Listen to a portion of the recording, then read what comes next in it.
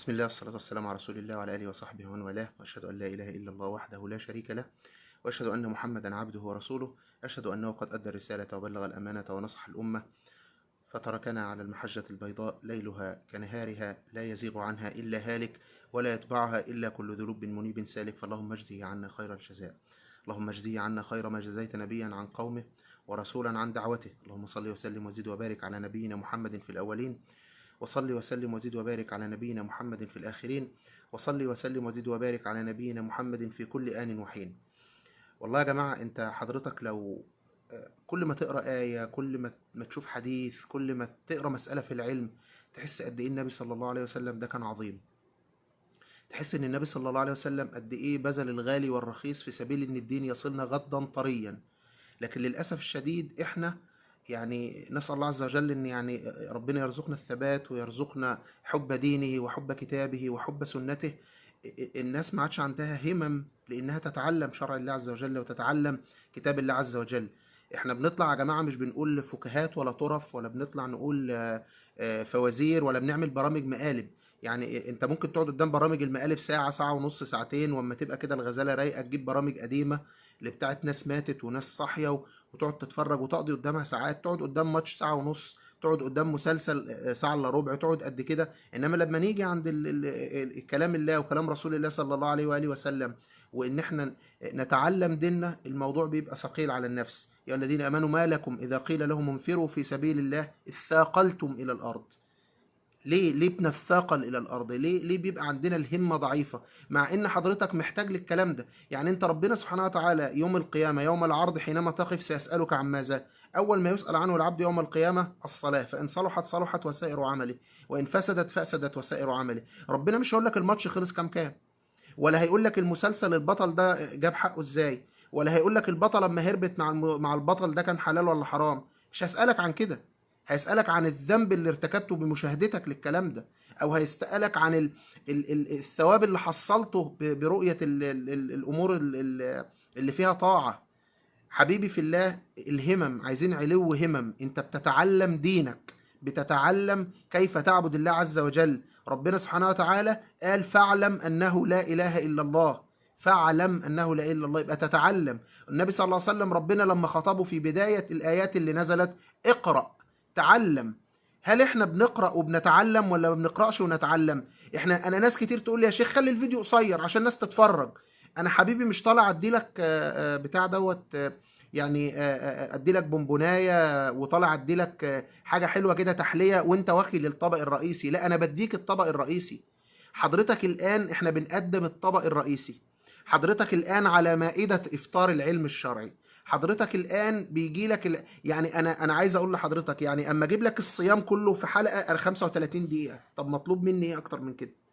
يعني احكام الصيام كامله تتلم، احكام شهر كامل، احكام ركن من اركان الاسلام، نجيبها لك في ساعه، في 35 دقيقه. مطلوب ايه اكتر من كده؟ مطلوب ايه اكتر من كده؟ يعني المفروض ان انا ندوبه في كوبايه ونسقيه الناس. وبعدين حضرتك محتاج تتعلم الكلام ده حبيبي في الله. احنا قلنا النبي صلى الله عليه وسلم قال طلب العلم فريضه، مش فضيله او تضييع وقت. انت المفروض انك تعبد الله عز وجل على مراد الله عز وجل كما اخبر رسول الله صلى الله عليه واله وسلم. فاما تستثقل فيديو في 20 دقيقة او 30 دقيقة بيعلمك دينك، فانت على خطر عظيم. انت على خطر عظيم. انت حضرتك دلوقتي بيقال لك كيف تعبد الله عز وجل على مراد الله عز وجل وكما اخبر رسوله صلى الله عليه وسلم. فبالتالي حضرتك مستثقل الفيديو او مستثقل. انا مش بتكلم على فيديوهات، انا الحمد لله بلتزم بوقت والدنيا ماشيه معايا، لكن انا الكلام ده سمعته من اكتر من حد. وانتوا عايزين ايه يعني؟ هو حضرتك مثلا احنا طالعين نخاطب هيئه كبار العلماء فبنقول لهم حاجات معلومات زياده او رفاهيه؟ لا، انا بخاطب حضرتك اللي محتاج تتعلم دينك. فبالتالي حضرتك اقعد واسمع الفيديو بالكامل وخد منه العلم. اسمع وخد منه العلم سواء لي او لغيري. طالما انا بقول قال الله قال رسول الله صلى الله عليه وآله وسلم، المفروض يا جماعة الناس تلتزم وتتعلم، لان انت محتاج تتعلم. ما هقول لك اصل الناس عايزة حاجة قصيرة، ويقعد يسمع 50 فيديو قصير دقيقتين 3 وما طلعش منهم بعلم شرعي يفيده. لا يحسن يصلي، لا يحسن يتوضأ، لا يحسن يذكر الله. انا عايز الناس اللي بتقول قصر الفيديوهات يقول لي ال7 شروط بتوع لا اله الا الله. ما هي ال7 شروط بتاعت لا اله الا الله؟ وانا قلتهم، مش بسألك في حاجة ما قلتهاش. انا عايز اقول لك خروج زكاة الفطر ليه احنا صممنا بناء على الشرع مش بناء على هوانا او تشددنا انها تخرج عينا ولا تخرج نقدا؟ ليه قلنا يا جماعة في اتباع؟ ليه قلنا في انصاف؟ لان هو ده الدين بتاعك اللي حضرتك لازم تعرفه ولازم تتعلمه. وعليكم السلام ورحمة الله وبركاته، يا اهلا يا اهلا. فانا بقول لحضرتك حبيبي في الله، اصبر شوية معانا معلش، ابذل من وقتك الثمين اللي انت دلوقتي يعني بتفتح القدس بيه وبتطلع القمر وبتستخرج معادن من سطح المريخ، الوقت الثمين قوي اللي كل الناس مش لاقياه ده ومستكتراه على ان هي تسمع فيها الفيديوهات وتتعلم العلم الشرعي. بنقول لحضرتك معلش اقتطع منه لفيديوهاتي او لغيري، مش لفيديوهاتي الحالة، لفيديوهاتي او لغيري. اقتطع بالوقت ده وتعلم لدينك، لان ده اللي هتسأل عنه. انت حضرتك عامل زي واحد جيبه فاضي، مفيش فلوس وداخل في محل وعمال يشتري. طب ما مفيش فلوس، ايه الفلوس اللي معاك؟ الفلوس معاك الاساسية، معاك الاساس، الارضية اللي معاك هي علوم الشريعة اللي حضرتك مفروض عليك انك تتعلمها. يبقى اذا احنا يا جماعة بنقول تعلم العلم الشرعي، تعلم العلم الشرعي. مطلوب من حضرتك ان انت تتعلم دينك، ودي مش رفاهية، ودي مش مسألة طالعة كده لان احنا لا يا جماعة، انا بعيد واكرر تاني في الموضوع ده لانه سمعته من اكتر من حد. احنا بنتعلم العلم الشرعي، بناخد بايد بعض، بنعلم بعض، بنقول لبعض كيف اعبد الله عز وجل. الصحابي كان ياخد الصحابي يقول له هيا بنا نؤمن ساعة، هيا بنا نؤمن ساعة. وعليكم السلام ورحمة الله وبركاته يا ابو يوسف. انت مش عايز تؤمن نص ساعة في يوم؟ تشوف فيديو نص ساعة في يوم تتعلم فيه امور دينك؟ طب كيف نتعلم ومتى نتعلم؟ يعني المنطق ده يا جماعة انا بصراحة اصبح بالنسبة لي منطق من الغرابة بمكان. لان ما ينفعش ان احنا نقول اصل الناس عايزة حاجة قصيرة، اصل الناس عايزة صغيرة. اللي عايز حاجة صغيرة عايز حاجة قصيرة، ده تعالى يشرح لي باب البيوع في الفقه. ومش بقول له باب البيوع ده وكده، لا، البيوع ده اللي بتبيع وتشتري. الربا اللي احنا بنتكلم فيه، احنا اخترنا حديث خصيصا، وانا راجل عندي 45 سنة. الحديث ده انا مريت ب500,000 حديث ومريت بحاجات كتيرة جدا. اقدر اقول لك ان الحديث ده فيه فوائد عظيمة، وذكرت لك في الاول انه شامل الدين كله. واظن حضرتك لو معايا من الاول هتلاقي ان احنا اتكلمنا تقريبا في معظم الاشياء اللي بتخص المسلم في حياته اليومية. اكيد في حاجات ما قلناهاش، بس الاجمالا كده هتلاقي في حاجات كتيره جدا جدا قلناها، وفي حاجات كتيره جدا جدا كانت جديده على حضرتك، وفي حاجات كتيره جدا جدا كنت حضرتك عارفها واتذكرت وعملت لك اعاده تذكير بيها. يعني ضغطت F5 عملت ريفرش، فبالتالي في استفاده. فبالتالي حضرتك اذا كنت بتستفيد، اذا كنت بترجو العلم والتعلم. يا جماعه انا عايز اقول لكم، الراجل راح لسيدنا يعني ابو الدرداء، سافر له من دمشق عشان يجوا له المدينه عشان يسالوا على حديث. خد قد ايه وقت عشان يتعلم، عشان يسال في حديث واحد؟ سافر له، تخيل، من دمشق للمدينه على مش بطيران دلوقتي، على عهد الصحابه. يعني خد له في المشوار ده كام يوم ولا كام اسبوع عشان يساله في حديث واحد. انت الشرع بيجي لك غضا طريا وانت قاعد دلوقتي. انت حضرتك قاعد قدامي دلوقتي ماسك المج فيه النسكافيه، ولا بتشرب شاي، ولا بتشرب قهوه، ولا قاعد بتحلي، ولا بتاكل كنافه ولا قطايف، بألف هنا وشفا، بألف هنا وشفا، ومستثقل تتعلم دينك. يا جماعه احنا ربنا بعت لنا ظرف اللي هو الكورونا، وبعت لنا رمضان فيه عشان ننجو، واحنا بنتبطر. عقليه الناس ما اتغيرتش. دي الحاجة اللي محسساني ان احنا بنحرت في مية. لازم تتغير، حضرتك لازم تتغير. عشان انا في اول فيديو، لو حضرتك رجعت الاول فيديو، قلت لك انا محتاجك، انا عايزك، انا بترجاك ترجع لربنا. لان المعصية ديت او الذنب دوت او الابتلاء ده مش هيطلع الا بتوبة، الا بعودة الى الله عز وجل. انا مش بخاطب هيئة كبار العلماء فالمواضيع يعني بالنسبة لهم سفاسف الأمور. احنا بنتكلم في أساسيات الأمور. فبالله عليك حبيبي في الله، بالله عليك لا تبخل على نفسك، لا تبخل على نفسك بأنك تتعلم. احنا المفروض أصلا نروح للشيوخ في المساجد، نقعد تحت رجليهم. احد العلماء الكبار اظن البخاري او يعني لا اذكر مين، اتقلب عليه رئيس الدولة لانه اما قال له تعالى علم ابني قال له العلم يؤتى ولا يأتي. ابنك يجي يتعلم يقعد تحت رجلي يتعلم. احنا ما بنقولش كده لان لا انا البخاري ولا حضرتك كده، بس بقول لك العلم جاي لك غض طري، اسمعه اسمعوا حبيبي في الله. افتح الفيديوهات الدنيا السوشيال ميديا واليوتيوب. وعليكم السلام ورحمه الله وبركاته. ازيك يا حماد؟ ازيك يا حبيبي؟ السوشيال ميديا مليانه. اتعلموا يا جماعه، احنا قاعدين في وقت فاضي هنسأل عنه. نعمتان مغبون فيهما كثير من الناس، الصحه والفراغ. انت عندك وقت فراغ غير طبيعي، استفيد بيه، خده زاد ليك. ولا عايزين يبقى ولو ردوا لعادوا لما نهوا عنه؟ عايزين خلاص فلما نجاهم الى البر إذا هم يشركون؟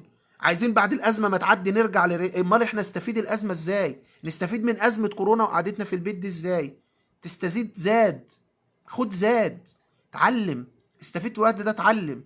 احنا ايه اللي بيخلي واحد مقدم برامج لا قيمة له يطلع يشتم في خالد بن الوليد؟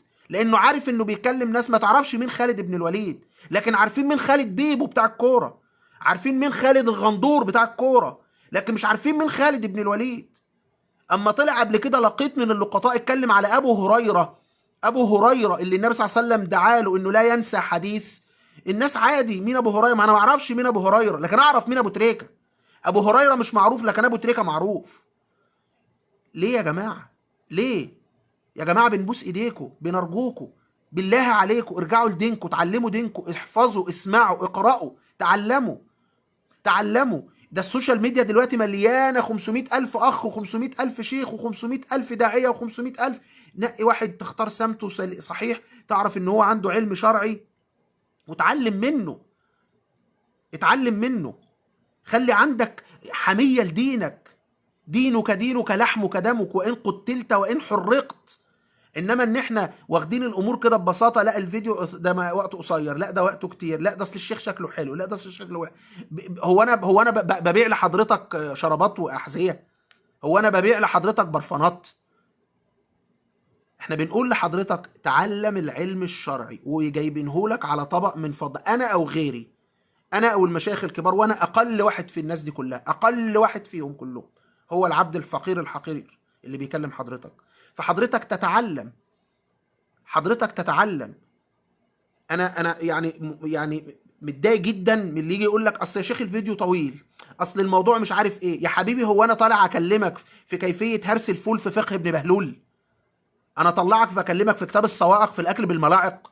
انا طالع بقول لك ازاي تصلي وازاي تتوضى وازاي تتطهر وازاي تغتسل وازاي تمسح على الخف وازاي تصوم وازاي تحج وازاي تعمل الطاعه وازاي تعبد الله عز وجل وازاي تحترم الصحابه وازاي تحترم النبي وازاي تجلهم وازاي توالي وازاي تعادي والولاء والبراء. طالع اقول لك دينك حبيبي في الله، انا او غيري، انا او غيري. يا حبيبي مش عارف تصدق مين؟ برافو، جزاك الله خيرا على هذا السؤال، الله يعمر بيتك. انت جبت لي السؤال اللي انا عايز اسمعه. النبي حلها، والله العظيم حلها من 14 قرن. قالها في حديث العرباض بن سارية، والحديث عند الترمذي وحديث صحيح. قال وإنه من يعش منكم بعدي، طيب هنعمل ايه؟ فسيرى اختلافا كثيرا. يعني صدق مين ولا ما صدقش مين؟ طيب فإنه من يعش منكم بعدي فسيرى اختلافا كثيرا. نعمل ايه يا رسول الله؟ فعليكم بسنتي وسنة الخلفاء الراشدين المهديين من بعدي عضوا عليها بالنواجز. يبقى حلها النبي صلى الله عليه وسلم، ما سابهاش فاضيه. من يعش منكم بعدي فسيرى اختلاف. ده الحديث ده من دلالات نبوة حبيبك صلى الله عليه وسلم، ان هو قال ان هيبقى في اختلاف كتير. ربنا قال ولا يزالون مختلفين الا من رحم ربك ولذلك خلقهم. طب نعمل ايه؟ يا الذين امنوا اطيعوا الله واطيعوا الرسول واولي الامر منكم فان تنازعتم في شيء فردوه الى الله والى الرسول. يبقى خلصت. انا امبارح هضرب لك مثل بسيط خالص، هضرب لك مثالين بسيط خالص وقلتهم قبل كده. انا راجل عندي مراتي حامل او مرضع وعايز اعرف هعمل ايه في رمضان. بمنتهى البساطه، مراتي حامل او مرضع، والمراه غالب حالها انها حامل او مرضع في بدايه زواجها. يوم الشرع يكون حاسس بيها ولا الشرع من كوكب تاني؟ لا مش الشرع كده. فجي عندي 5 آراء للعلماء، عندي 5 آراء للعلماء. طيب لسه ابو يوسف بيقول لي الواحد مش عارف يصدق مين. انا هقول لك تصدق مين اهو. النبي قال عليكم بسنتي وسنه الخلفاء الراشدين المهديين من بعد عضوا عليها بالنواجذ. فما الاقي 5 اقوال انقي؟ لا ما تنقيش، ما تنقيش، ما انا بفسر، ما تنقيش. تشوف القول اللي فيه دليل. ال5 اقوال منهم قول، انا مش هقول لك ال5 اقوال كلهم، مش عايزهم، مش عارفهم، انا مش حافظهم. باي باي ال5 اقوال. فاضل لي قول فيهم اللي هو قول ابن عمر وابن عباس، ولا يعلم لهما مخالف من الصحابه. في انسان عاقل عاقل يقول ان ابن عباس وابن عمر وما خالفهمش صحابي واحد هيبقى رايهم غلط؟ يبقى المسألة اتحلت. سنتي وسنة الخلفاء الراشدين. الصحابة ما بيقولوش من دماغهم، عرفوا من النبي. هيجي سؤال بسيط كده، واحد هيقول قال والاربع آراء التانيين دول يعني ما يعرفوش؟ لا، اجتهدوا فاخطأوا فنقول لهم جزاكم الله خيرا، مش هعمل بكلامكم. يعني انا عندي مرض ورحت ال5 دكاترة كل واحد فيهم ده اكثرهم خبرة، واللي كان عايش مع شيخ مشايخ الدكاترة واتعلم في اعظم الجامعات في والله المثل الاعلى، طبعا مش بشبه، واعظم، و4 دكاتره تانيين قالوا، دول عندهم رايهم العلمي، برميه على جنب. ما بروحش ازعل واقول له يا دكتور والله انا مش هاخد برايك سامحني، لا، برمي رايه عادي واخد راي ادق دكتور فيهم او احسن دكتور. وفي احسن من النبي صلى الله عليه واله وسلم؟ الصحابه اللي عاشوا معاه وشافوا معاه ونقلوا عنه يبقى كلامهم صح. طب والتانيين اخطاوا واجتهدوا جزاهم الله خيرا. زي ما النبي صلى الله عليه واله وسلم، في كذا مسألة قال حاجة ولقينا فيه شيوخ بيقولوا حاجة تانية. زي زكاة الفطر اللي أنا قلت عليها، ده المثل التاني. ابن أبو حنيفة مجتهد عالم علم، قال لك تخرج مال. ماشي يا عم أبو حنيفة. كلهم ردوا عليه قالوا له ما ينفعش. أسيب أنا كلام النبي وآخد أبو حنيفة؟ ما ينفعش. ابو حنيفه وانا قبل كده ذكرت واشرت القصه او لكتاب صغير عمله شيخ الاسلام ابن تيميه اسمه رفع الملام عن الائمه الاعلام، عشان لما تيجي تقول يعني هو ابو حنيفه ما يعرفش اللي انت بتقوله ده يا شيخ؟ يعني ال4 المذاهب التانيين ما يعرفوش اللي انت بتقوله؟ الامام ابن القيم ابن تيميه شيخ الاسلام قال لك في 3 اسباب رئيسيه بتخلي العلماء دول يختلفوا ويتفرع من ال3 اسباب دول 10 اسباب. هعمل حلقه في رمضان ده ان شاء الله عن كتاب رفع الملام عن الائمه الاعلام. بس بسبيل المثال، احنا دلوقتي انا قاعد قدامك حالا، انت حضرتك سالتني سؤال، ممكن وانت تسالني اخش على النت تك تك تك تك اجيب الاجابه. الدنيا بسيطه واصله. زمان ما كانش كده. زمان لسه انا قايل لك الراجل راح لسيدنا ابو الدرداء، مشيله من دمشق للمدينه عشان يساله في حديث. يعني قضى في حياته شهر عشان يسال عن حديث. انا ثانيه اجيب الحديث واللي راويه ومين اللي كتبه. انا كل يوم بديلكم 5 احاديث على الصفحه عندي، كلها احاديث ضعيفه، بضغطه زر بدخل على الدرر الثانيه في باب اسمه احاديث منتشره لا تصح، واعملها كوبي وبيست واشيل واحط وانا قاعد. وممكن اعملها من الموبايل مش من اللابتوب. فالموضوع بقى سهل دلوقتي، انما زمان كان صعب. فحضرتك التفسير الاكتر اظن مفيش اكتر من كده يا ابو يوسف، هتلاقي في اختلاف، النبي قال هيبقى في اختلاف. طب ليه الاختلاف ده ربنا عمله؟ عشان الهوى، عشان يبان الهوى بتاعك. احد اتباع مسيلمه الكذاب، عارفين مسيلمه الكذاب ادعى النبوه، فلما تاب وامن ورجع لهم كده فبيقولوا هو انت كنت بتعمل كده ليه؟ انت قال لهم بالله والله اني كنت اعلم انه كذاب. ايه ده؟ انت كنت عارف ان مسيلمه الكذاب؟ اه والله كنت عارف. طب امال ايه؟ قال ولكنه كان يسارع في هوايا. اما الاقي الحاجه على هوايا، يقول له مثلا انا بحب كذا كذا، يقول له فيها حديث، فيها ايه، فيها مش يخترع له. ما هو تاليف. ما احنا عندنا ناس دلوقتي بتالف ايات وتقول لك ايات الكورونا. سبحان الملك. فيا جماعة بالله عليكم تعلم ديننا، نعرف اللي يجب علينا، نعرف اللي احنا كده. تضيعوا شوية وقت من وقتكم الثمين قوي، الثمين قوي. انا مش طالع ابيع لكم شرابات ومناديل عشان حضرتك متبغدد عليا بوقتك. ما تسمعليش انا، اسمع المشايخ الكبار على العين والرأس. إن أريد إلا الإصلاح ما استطعت وما توفيقي إلا بالله. النبي صلى الله عليه وسلم كان يجري ويصرخ في الناس من يحملني لأبلغ عن ربي. إحنا عايزين نبلغ عن ربنا.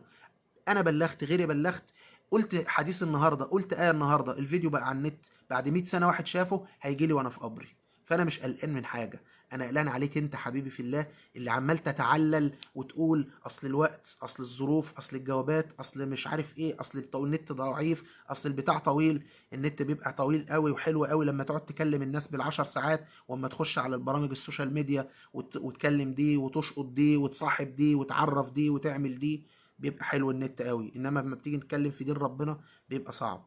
معلش، مقدمه كان لازم اقولها وكلام كان لازم اقوله، لان انا بشر وبتاثر والكلام اما بيبقى انت حاسس بتحرت في ميه، والناس بتقول لك اصل الناس عايزه فيديوهات قصيره. حضرتك عايز فيديوهات قصيره؟ الفيديوهات القصيره دي فيديوهات دعويه، سميها احنا كده بقى الناس اللي قاريه شويه، اسمه فيديو دعوي. فيديو الدعوي دي اديه لحضرتك لواحد عنده الاساس العلمي، عارف. الناس اللي بتقول لك احنا بنحب الفيديوهات القصيره الدعويه، تعالى يا حبيبي كده كلمني في زكاه الزروع والثمار، قول لي هي ايه. وحضرتك عارف ان انت والدك فلاح وعنده زرع، تعالى حضرتك كلمني كده في شروط صحه الصلاه، تعالى كلمني كده في شروط صحه الوضوء، تعالى كلمني كده في مبطلات الصلاه، في مبطلات الوضوء، تعالى كلمني كده في الحاجات دي. اللي انت عايز فيديو دعوي. طب الفيديو العلمي بقى تسمعه امتى؟ هنسمعه امتى حضرتك؟ ما انا عايز اعرف. ما انا عايز هنسمعه امتى الفيديو العلمي؟ لما نموت؟ انت مطلوب منك تتعلم دينك، والامور الدعويه البسيطه دي تبقى تعرفها بعدين. احنا قلبين الايه. وهتقول لي طب انت ايه دليلك على اللي احنا في؟ دليلي هو حال المسلمين الان. في احدى الغزوات او في احدى المعارك الاسلاميه، المسلمين حاولوا يفتحوا حصن استعصى عليهم. عارفين استعصى عليهم ليه؟ فتشوا في نفسهم. هو ايه السبب يا جماعه؟ اكتشفوا ان مفيش ولا واحد فيهم معاه سواك، سنه السواك. ضيعوا سنة واحدة، السواك، استعصى عليهم العلم. احنا ضيعنا سنن وفرايض، وضيعنا احكام، بقينا بنكرم لعيبه الكوره ونكرم الفنانين، ونسيب الشيوخ المساجد، ونسيب والشيوخ يا اما يطاردوا يا اما. وبقينا بنكرم الفنانين ونكرم اللاعبين ونمدح فيهم. والنتيجه ايه؟ ان حال الامه اللي احنا فيه دلوقتي. نسال الله العفو والعافيه. حضرتك اعتبرها كنت بفرفض معاك، اعتبرها كنت بزعق معاك، اعتبرها كنت بحبك فخايف عليك، اعتبرها زي ما تعتبرها، انت حر. لكن في الاول وفي الاخر انا بقول لك تاني: قل هذه سبيلي ادعو الى الله على بصيرة انا ومن اتبعني. احنا لازم نتعلم ديننا يا جماعة عشان نقدر نواجه كل حاجة. دعاة التغريب، دعاة العلمانية، دعاة التنوير المزعوم، كل ده بيضربونا لان هم عارفين ان الطبل اجوف، مفيش غير صوت بيعمل صوت عالي بس مفيش حشو جوه. تعلم دينك، تعلم دينك. مقدمة طالت مني، مش هضيع الحلقة على الفاضي، هكلمك في بعض حاجات بسرعة. احنا امبارح اتكلمنا عن الصيام، نتكلم النهاردة عن الأيام المنهي عن صيامها. اتكلمنا عن صيام التطوع، وقلنا ممكن تصيم 6 أيام من شوال، اثنين وخميس، الأيام العشرة من ذي الحجة، طبعا ما عدا يوم عرفة، ما عدا طبعا يوم العاشر نفسه اللي هو يوم العيد، ده لا يجوز صيامه، هنقولها دلوقتي. غالب شهر محرم، غالب شعبان. هنقول دلوقتي الأيام المنهي عن صيامها. منهي عن أيام 6 أيام: العيد اللي هو أيام العيد، 3 أيام العيد اللي جاي دوت لا يجوز إن أنت تصومهم. تمام؟ ده اللي هو العيد الكبير. العيد اللي جاي ده اول يوم تفطروا، لازم تفطروا، وبعد كده صوم لو عايز تصوم تبدا الست البيض. ايام التشريق الا لمن لم يجد الهدي، دول خاصين في الحج اللي هم 13 و14 و15 ذو الحجه. يوم الشك اللي هو يوم 30، يوم 30 شعبان، لا نهى النبي صلى الله عليه وسلم عن صيامه. نهى عن صيام يوم الجمعه منفرد، نهى عن صيام يوم السبت منفرد، نهى عن صيام الظهر، ان الانسان يصل صوم الظهر كله، ده كان صعب شويه. ان الصوم الاخير المنهي عنه هو صيام المراه وزوجها حاضر، بتبقى في ست جوزها موجود وهو عايز انها ما تصومش وتصوم، نقول له في الحاله ديت ايه؟ هي لا يجب انها تفطر الا اذا كان صيام فرض، يعني جه في رمضان وقال لها لا افطري، لا يجوز، لان لا طاعه لمخلوق في معصيه الخالق. تمام؟ نقطة برضو سألني عليها أخ النهاردة هقول لكم عليها: هل للمرأة يجوز إنها تأخذ أدوية لتأخير العادة الشهرية عشان تصوم في رمضان؟ نقول يرجع في ذلك للطبيب المسلم الثقة، نسأله. ليه بقول كده؟ لأن في ست لو خدت ده يعمل عندها اضطراب في الهرمونات، ممكن تكون كانت حامل فيحصل مش عارف إيه، كان عندها إيه، فأنا بقول تروح لطبيب مسلم ثقة تسأله. لو هتكشف تكشف عند طبيبة مسلمة ثقة، تسألها يجوز إن أنا آخد الأدوية ديت في الشهر دوت عشان أصوم؟ والطبيبة هنا هي أهل الذكر، فاسألوا أهل الذكر إن كنتم لا تعلمون. فالطبيبة اللي تقول لها خديه مش هيأثر على صحتك، لأن لا ضرر ولا ضرار، لأن هي ممكن تفطر الأيام العادية دي وتبقى تعوض قدامها السنة طويلة. سيدة عائشة كانت تقول: كنا لا نقضي رمضان إلا في شعبان. يعني تخيل رمضان خلص وعدى بعديه كل السنة، تروح تصوم فين اللي عليها؟ تصوموا في آخر شعبان، في آخر شعبان، يعني يبقى فضل على رمضان أيام قليلة. وده صح عن السيدة عائشة، بس لأنها طبعا كانت مع النبي في غزوات وخروجات وكان لها ظروف. فاحنا بنقول إن لو عايزة المرأة تأخر الصيام من أجل تاخد حبوب أو كده، يجوز ذلك، لا بأس، بشرط إنها تسأل الطبيب المسلم الثقة اللي يقول لها على الكلام من ده. أرجع تاني وأؤكد: ديننا سهل، ديننا معروف. هتقول لي انا بسمع يعني دي برضو نقطه معلش قبل ما اختم. يقول لك اصل بنسمع اراء كتير. هو انت عندك وقت تسمع اراء كتير وما عندكش وقت تسمع الحاجه المتفق عليها؟ يعني انت حضرتك واحد يقول لك اصل انا ما بسمعش للمشايخ، اصل بصراحه بيختلفوا. طب حضرتك اتعلم من شيخ واحد، خد شيخ واحد ثق في دينه، تعرف عنه ان هو شيخ معتبر، واسمع ليه وخليك ماشي وراه في كل اللي يقوله. يجوز، يجوز، بشرط ان كل اللي يقول لك عليه يقول لك عليه بدليل. تمام. وبشرط التاني، اذا قال لك حاجه في مره ولقيت في دليل خلاف ما بيقوله، سيب كلامه واسمع واتبع الدليل. في الحاله دي تنجو ان شاء الله، تنجو. الامام ابو حنيفه قال لا يحل لاحد ان يقول بقولنا ما لم يعرف دليلنا. هو ابو حنيفه قال كده، اذا سمعتم كلامي يخالف كلام الرسول صلى الله عليه وسلم فاضربوا بكلامي عرض الحائط. يختلفوا، دول علماء، دول علماء يختلفوا. طب انا ايه اللي يعمل الدليل؟ هاتوا لي دليل يا جماعه. ولو قعدت طول عمرك ماشي على الدليل واكتشفت بعد فتره، بس انت كنت بتتبع الدليل وتظنه صح، واكتشفت بعد 20 سنه بعد 50 سنه، ان شاء الله هتؤجر. الموضوع سهل، بس هي عامله زي ايه؟ احنا بنتحجج عشان ما نتعلمش، وفي الاخر انت اللي هتخسر حبيبي في الله والله. انا الكلام اللي انا بقوله ده انا عارفه وقدامي وبقدر اجيبه وبقدر اقعد معاه وما بنساب ارجع له وبراجعه. انما انت المقصود حبيبي، انت الهدف حبيبي في الله. تعلم، تعلم. يا اخي الملائكه بتضع اجنحتها لطالب العلم. شيخ سيدنا علي بن ابي طالب قال الناس ثلاثه انواع: عالم رباني، ومتعلم على طريق النبوه، وهمل رعاع اتباع كل ناعق. همل رعاع اتباع كل ناعق. كن الأول والثاني، أو الثاني ولا تكن الثالث فتهلك. يكون عالم رباني، ودي مش كلنا هنبقاها. يكون متعلم على طريق النبوة، نتمنى نكون منها. لكن اوعى تكون همل رعاع أتباع كل ناعق، أتباع كل ناعق. اوعى تكون دي حبيبي في الله. أتمنى تكون رسالتي وصلت النهاردة. أتمنى يكون كلامي دخل عقلك ودخل قلبك، وتبتدي تتعلم دينك. أما تبقى تتعلم دينك صح، وتتعلم كل حاجة صح، وتعرف المطلوب منك صح، يبقى ساعتها لا تتفرج عليا ولا تتفرج على أي حد. خلاص انت بقيت عندك علم اللي يكفيك، عندك ما يكفيك. زي ما كان الصحابي بيروح للنبي صلى الله عليه وسلم ويقول له لا أزيد على ذلك، فالنبي صلى الله عليه وسلم يقول أفلح إن صدق. إن شاء الله أشوفكم على خير بكرة. سلام الله عليكم ورحمته وبركاته.